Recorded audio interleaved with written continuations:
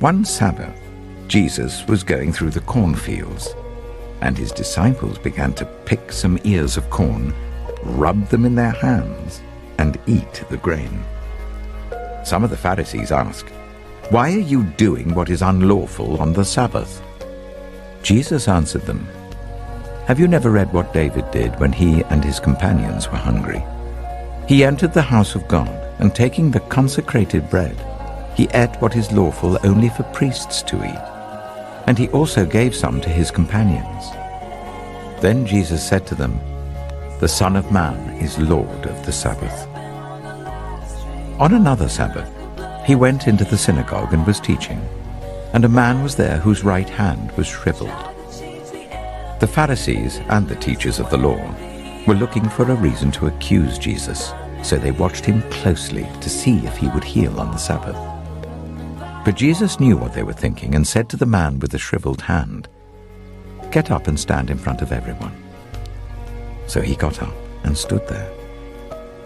Then Jesus said to them, "I ask you, which is lawful on the Sabbath, to do good or to do evil, to save life or to destroy it?"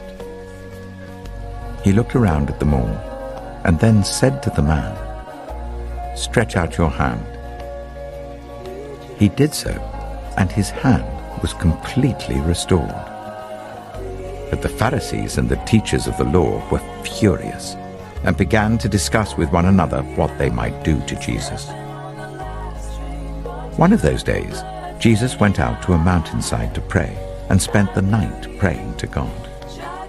When morning came, he called his disciples to him and chose 12 of them, whom he also designated apostles: Simon, whom he named Peter, his brother Andrew, James, John, Philip, Bartholomew, Matthew, Thomas, James son of Alphaeus, Simon who was called the Zealot, Judas son of James, and Judas Iscariot, who became a traitor.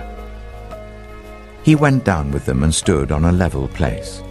A large crowd of his disciples was there, and a great number of people from all over Judea, from Jerusalem, and from the coastal region around Tyre and Sidon, who had come to hear him and to be healed of their diseases. Those troubled by impure spirits were cured, and all the people tried to touch him, because power was coming from him and healing them all. Looking at his disciples, he said, "Blessed are you who are poor, for yours is the kingdom of God. Blessed are you who hunger now, for you will be satisfied. Blessed are you who weep now, for you will laugh. Blessed are you when people hate you, when they exclude you and insult you and reject your name as evil because of the Son of Man. Rejoice in that day and leap for joy, because great is your reward in heaven. For that is how their ancestors treated the prophets. But woe to you who are rich, for you have already received your comfort. Woe to you who are well fed now, for you will go hungry. Woe to you who laugh now, for you will mourn and weep. Woe to you when everyone speaks well of you, for that is how their ancestors treated the false prophets. But to you who are listening, I say, love your enemies, do good to those who hate you, bless those who curse you, pray for those who ill-treat you. If someone slaps you on one cheek, turn to them the other also. If someone takes your coat, do not withhold your shirt from them. Give to everyone who asks you, and if anyone takes what belongs to you, do not demand it back.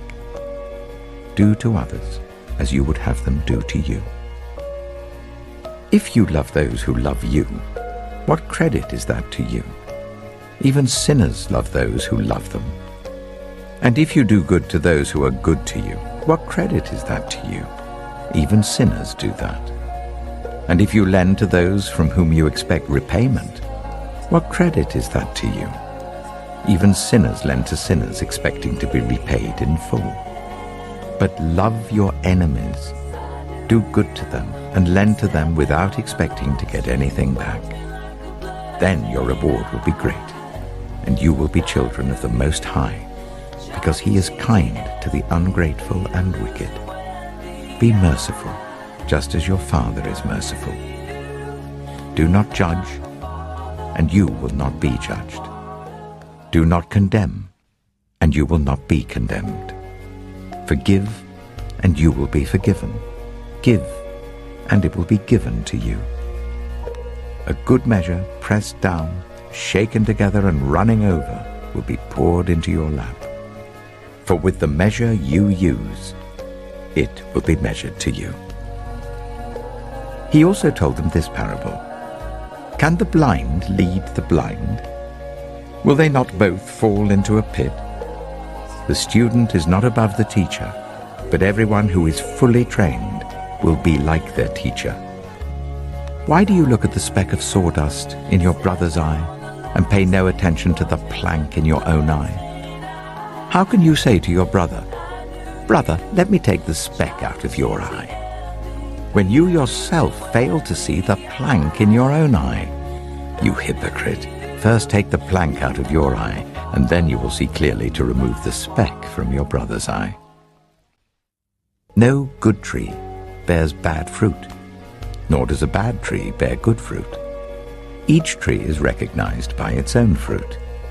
People do not pick figs from thorn bushes or grapes from briars. A good man brings good things out of the good stored up in his heart, and an evil man brings evil things out of the evil stored up in his heart. For the mouth speaks what the heart is full of.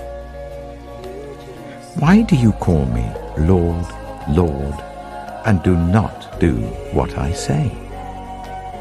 As for everyone who comes to me and hears my words and puts them into practice, I will show you what they are like.